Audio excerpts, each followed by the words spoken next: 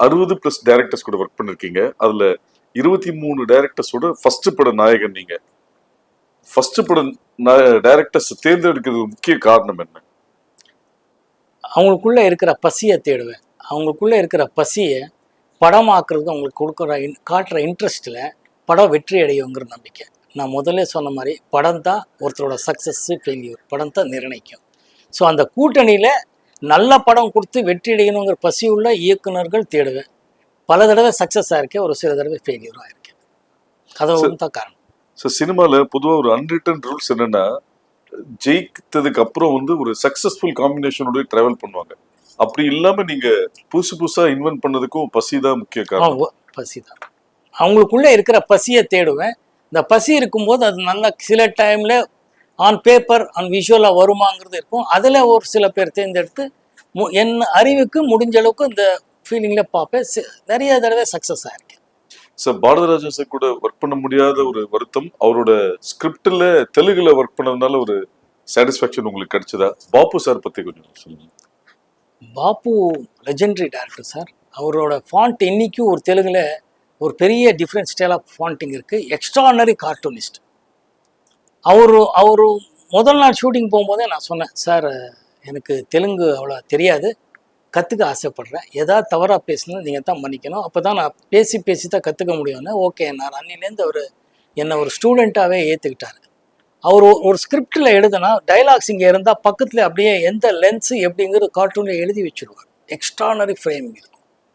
இன்னைக்கு வரைக்கும் தெலுங்கு ஆடியன்ஸில் நீங்கள் பாப்பு சார்ன்னா அவ்வளோ மரியாதை கொடுத்து பேசுவாங்க. நான் பாப்பு சார் படத்தில் நடிச்சிருக்கேன்னால எனக்கு மேலே அவ்வளோ மரியாதை கொடுக்குறாங்க. ஏன்னா அவ்வளோ பெரிய ஜீனியஸோட நடிக்கிறதுக்கு எனக்கு ஒரு வாய்ப்பு வந்தது பெரிய விஷயம். இளையரா இன்னொன்று அதில் ரொம்ப முக்கியமான விஷயம் சொல்லணும். எஸ்பிபி சார் முதலாக இசையமைச்ச படம் தூர்ப்பு வெள்ளையரை.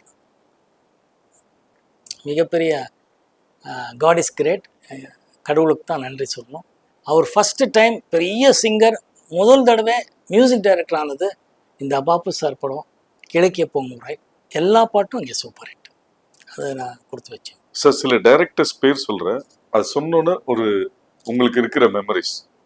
கிளிஞ்சல்கள் துறை.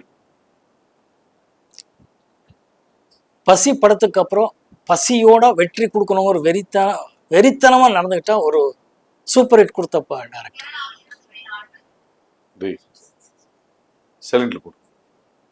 போட்டு Malayalam Sankaran Nair, great legendary director. அவரோட ஒர்க் பண்ணதே பெரிய விஷயம்.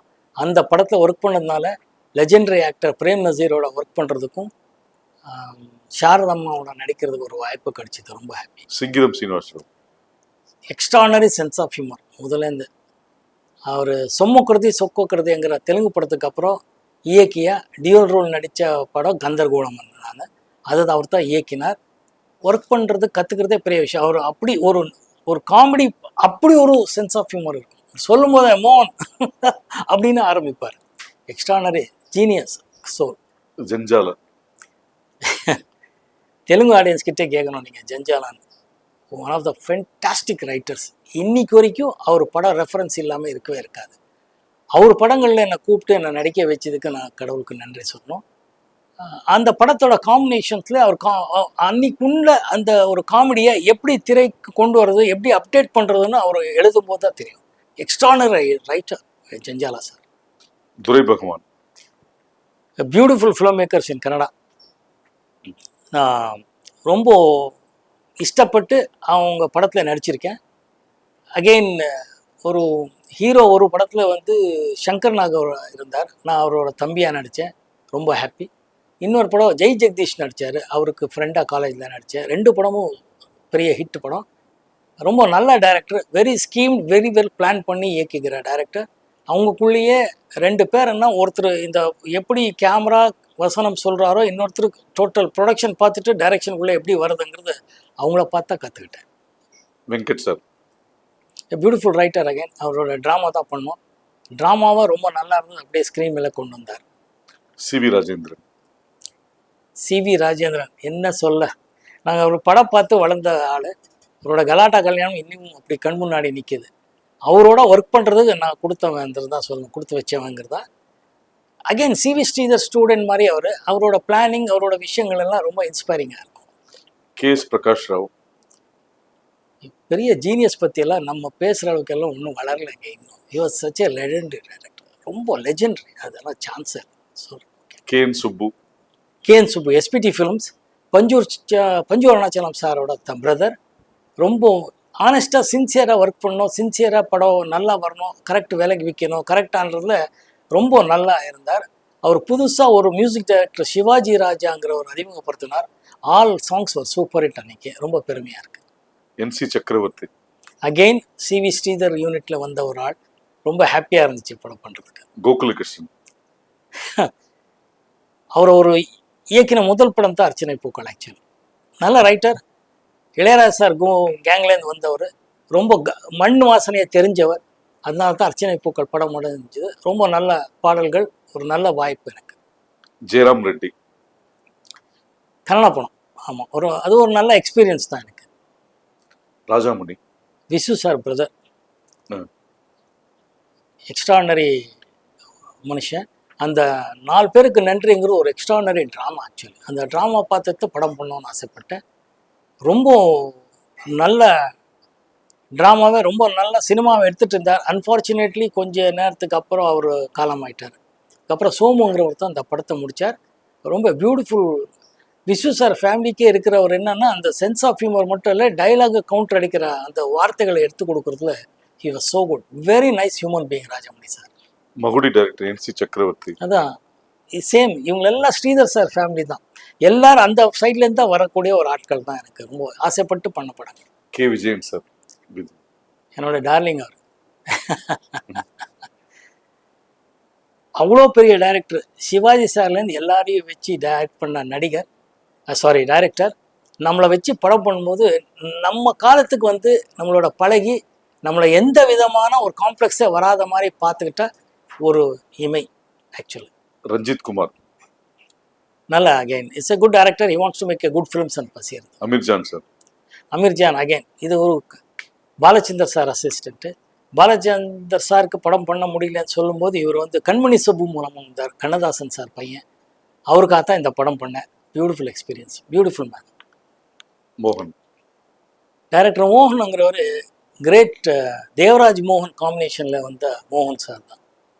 இந்த படம் வந்து வெண்ணடாய் மூர்த்தி சார் வந்து அவர் கூட்டணியில் பண்ண படம் தான். அவருக்காகத்தான் படம் பண்ணேன். ரொம்ப நல்ல எக்ஸ்பீரியன்ஸ். அவரோட எக்ஸ்பீரியன்ஸ், அவரோட படங்களில் நடந்த விஷயங்களெல்லாம் கேட்டு மகிழ்ந்து. எம்ஜிஆர் சார் கூட பண்ண ஜெகநாதன் சார். அவர் ரொம்ப எப்பவுமே எம்ஜிஆர் சார் கொடுத்த வாட்ச்னு அந்த வாட்ச் காட்டிகிட்டே இருப்பார். ரொம்ப பங்க்சுவலாக இருப்பார்.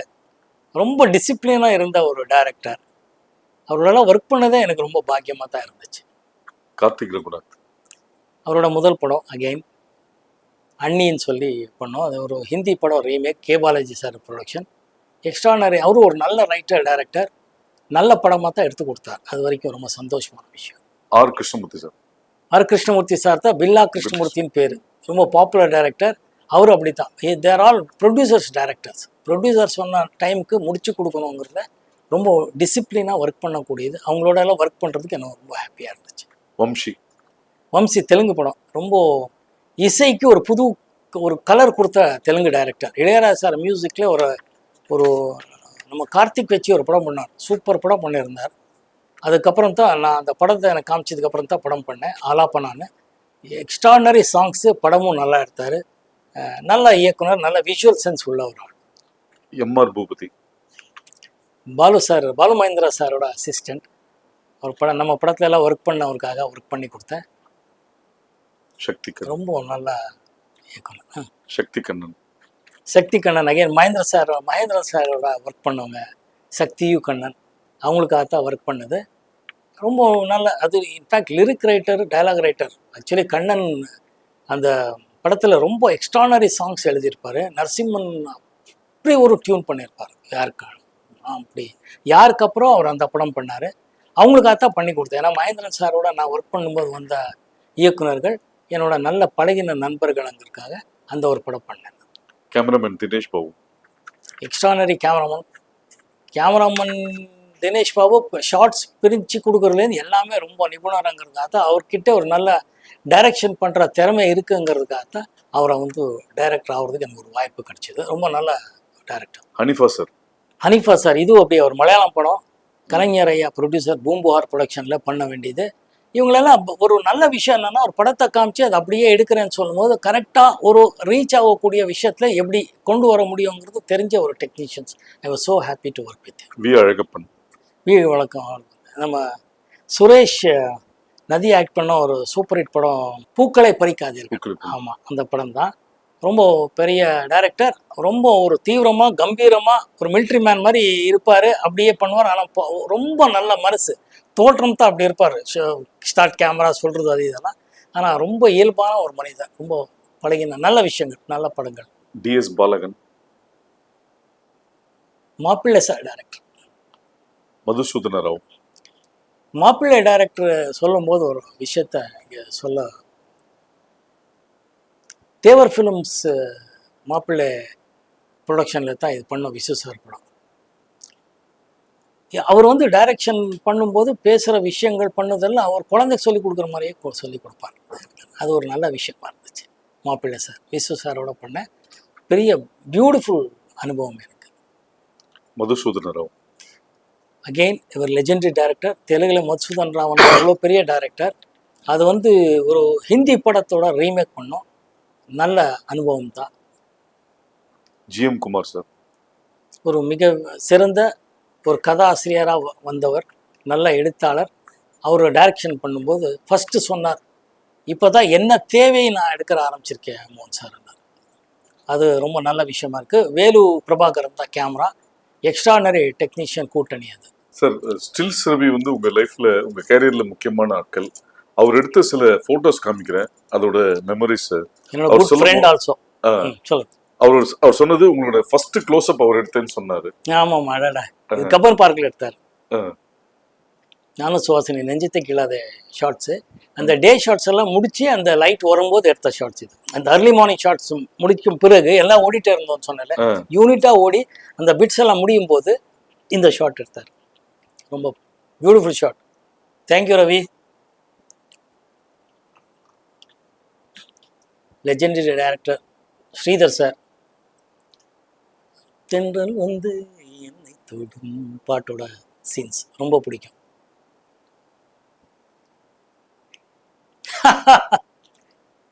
மணிவண்ணன், நானும் Silk Smitha. She is a very sweet girl. எப்படி நடிக்கிறதுக்கு ஒரு ஏதோ போஸ்க்கு ஸ்டில் ரவி சொன்னதுனால அவர் நடிக்க வந்து நின்றுட்டார் அங்கே. மணி என்னோட ஃப்ரெண்ட், நண்பன், இப்போ இல்லை. Is one of the beautiful stills. அப்போலேருந்து இப்போ வரைக்கும் பேசிட்டு ஸ்டில். நானும் சுமலதா அவர்கள், நானும் இவங்க ஒரு படம் நடிக்கிற வேண்டியது இருந்துச்சு. அன்ஃபார்ச்சுனேட்லி அந்த படம் மெட்ரலைஸ் ஆகலை. It was a beautiful still. அந்த சீசன்லேருந்து இந்த சீசன் வரைக்கும் பாருங்கள், அவ்வளோ ஒரு ஃப்ரெஷ்ஷாக இருக்கிற ஸ்டில். மெரினா பீச்சில் எடுத்த shots. One of the finest still photographer. Manobala இயக்கிய நான் உங்கள் ரசின் நெகட்டிவ் ரோல் பண்ணேன். ஒரு பிரமாதமான ஃபீலிங், ஒரு எக்ஸ்பீரியன்ஸ். அது ஒரு ரசிகனாக என்னென்னலாம் பிரச்சனைகள் வரும் எப்படிங்கிறது அந்த படத்தை காமிச்சிருப்பாங்க. Beautiful scene. தேங்க்யூ. எப்படி கண்டுபிடிச்சிங்க இந்த சீன்ஸ் எல்லாம்? ஸ்டில்ஸ் ரவிட்ட வாங்கணும் சார். ஓகே. ராதாவும் நீங்களும். இது எஸ்பிடி ஃபிலிம்ஸ். காற்றுக்கு என்ன வேலி, சிவாஜி ராஜா சார் மியூசிக்கு, எஸ்பிடி சுப்பு அவர்கள் டைரக்ஷனில் எடுத்த படம். சூப்பர்.